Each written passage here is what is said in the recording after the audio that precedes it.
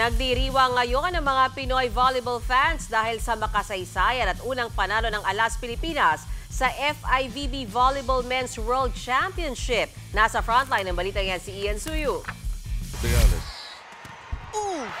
Just nipping the net. Unang set pa lang kontra Egypt, good start na ang pinamalas ng Alas Pilipinas sa Pool A ng FIVB Men's Volleyball World Championship. Tuloy-tuloy ang pamatay nilang spike sa pangunguna ni Brian Bagunas at Leo Ordiales. Pero bumawi ang world number 21 na Egypt sa second set para maitablang laro sa 1-1. Pero nagising palalo ang ating pambansang koponan. Kaya rumatsyada ulit sila sa third set. Nagpakawala pa nga ng 7-3 surge si Bagunas at Lloyd Josafat patungo sa makasaysayang panalo ng Alas Pilipinas. Kauna-unahang panalo ito ng ating koponan sa biggest volleyball tournament of the year. Naka-score ng game-high 25 points at 2 blocks si Bagunas, habang naka-21 puntos naman si Ordiales.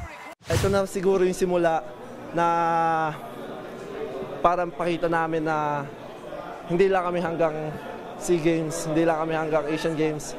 May bubuga din kami sa World Championship. Iniisip ko lang kailangan kong tulungan yung mga kuya ko. Iniisip ko lang lagi na kailangan ako ng tema, kailangan kong mag-contribute. Sa ngayon, tabla na ang Pilipinas, Tunisia, Egypt at Iran na may pare-parehong 1-1 record sa group stage.